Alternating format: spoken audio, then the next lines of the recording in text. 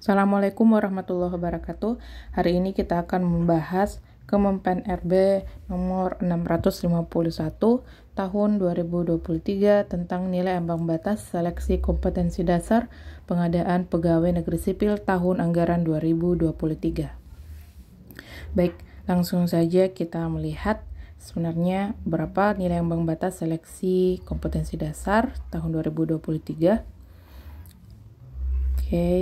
Nah, seperti tahun-tahun sebelumnya, SKD tahun 2023 itu ada 3, yaitu tes wawasan kebangsaan atau TWK, tes intelijensi umum atau TIU, kemudian tes karakter pribadi atau TKP.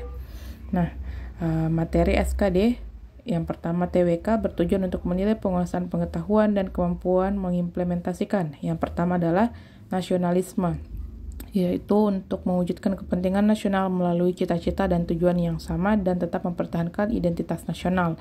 Kedua yaitu integritas dengan tujuan mampu menjunjung tinggi kejujuran, ketangguhan, komitmen, dan konsistensi sebagai satu kesatuan sikap untuk mencapai tujuan nasional.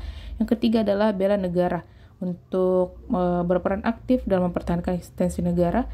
Yang keempat pilar negara. Kemudian yang kelima adalah bahasa negara. Biasanya bahasa negara ini soal dalam bentuk paragraf bahasa Indonesia ya. Nah, itu adalah 5 kisi-kisi untuk TWK. Jadi saya ulang, yang pertama adalah nasionalisme, yang kedua adalah integritas, yang ketiga adalah bela negara, yang keempat pilar negara, dan yang kelima adalah bahasa negara. Nah, kita masuk pada materi TIU. TIU itu yang pertama adalah kemampuan verbal berupa analogi, itu dengan tujuan untuk mengukur kemampuan individu dalam bernalar melalui perbandingan dua konsep kata yang memiliki hubungan tertentu. Ini padanan kata ya, analogi.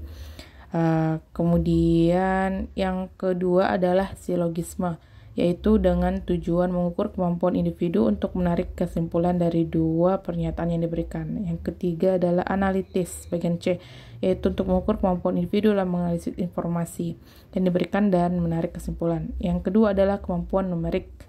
Yang pertama adalah berhitung, yaitu untuk mengukur kemampuan berhitung sederhana. Yang kedua adalah deret angka, selanjutnya perbandingan kuantitatif dan soal cerita.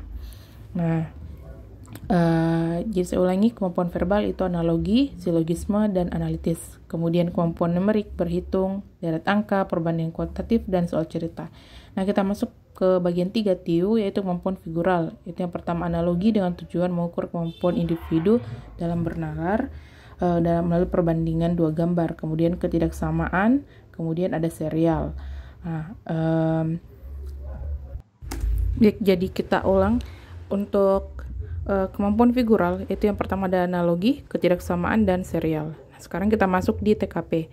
TKP yaitu bertujuan untuk menilai penguasaan pengetahuan dan kemampuan mengimplementasikan. Yang pertama adalah pelayanan publik dengan tujuan mampu menampilkan perilaku keramah tamahan dalam bekerja yang efektif agar bisa memenuhi kebutuhan dan kepuasan orang lain sesuai dengan tugas dan wewenang yang dimiliki. Yang kedua adalah jejaring kerja dengan tujuan mampu membangun dan membina hubungan, bekerja sama, berbagi informasi, dan berkolaborasi dengan orang lain secara efektif. Yang ketiga adalah sosial budaya dengan tujuan mampu beradaptasi dan bekerja secara efektif dalam masyarakat majemuk terdiri atas beragam agama, suku, budaya, dan sebagainya. Yang keempat adalah TIK dengan tujuan mampu memanfaatkan teknologi informasi secara efektif untuk meningkatkan kinerja. Yang kelima adalah profesionalisme dengan tujuan mampu melaksanakan tugas dan fungsi sesuai dengan tuntutan jabatan. Dan yang terakhir adalah anti radikalisme, yaitu untuk mencari informasi dari individu tentang pengetahuan terhadap anti radikalisme, kecenderungan bersikap, dan sebagainya. Nah, selanjutnya ini ya, kesimpulannya yaitu untuk TKP ada pelayanan publik, jejaring kerja, sosial budaya, TIK, kemudian profesionalisme, dan anti radikalisme. Nah, untuk pengerjaan soal lama waktunya adalah 100 menit. Jadi untuk mengerjakan keseluruhan TWK, TKP, dan TIU itu adalah 100 menit. Nah, untuk disabilitas itu waktunya adalah 130 menit. Jadi beda 30 menit. Nah, selanjutnya kita masuk pada jumlah keseluruhan soal SKD.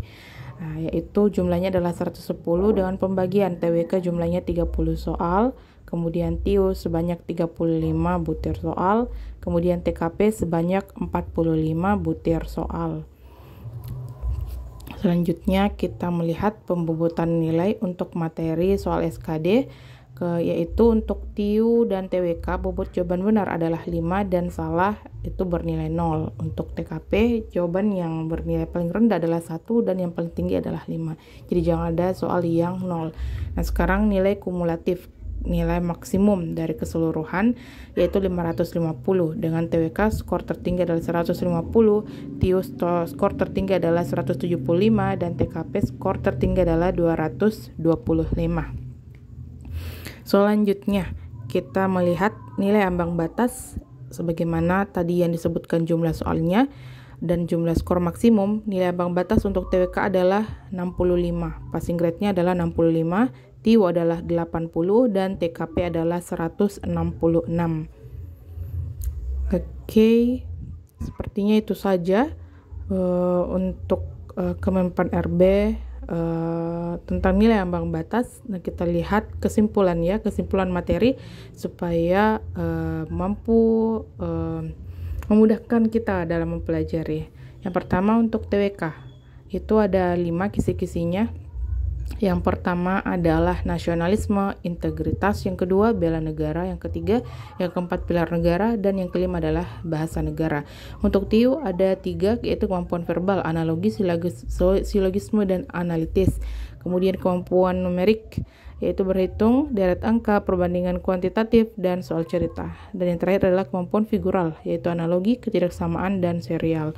Selanjutnya adalah TKP, pelayanan publik, jejaring kerja, sosial budaya, TIK, profesionalisme, dan anti radikalisme. Cukup sekian untuk video kali ini terkait nilai ambang batas dan materi SKD CPNS 2023. Kita selanjutnya akan bertemu di video kisi-kisi untuk TKP yang telah disebutkan. Untuk video selanjutnya saya akan menguraikan tips-tips atau kisi-kisi untuk mengerjakan soal TKP terkait pelayanan publik, jejaring kerja, kemudian sosial budaya, TIK, profesionalisme, dan anti radikalisme. Sekian, terima kasih untuk mendengar video ini sampai akhir. Sampai jumpa di video selanjutnya. Assalamualaikum warahmatullahi wabarakatuh.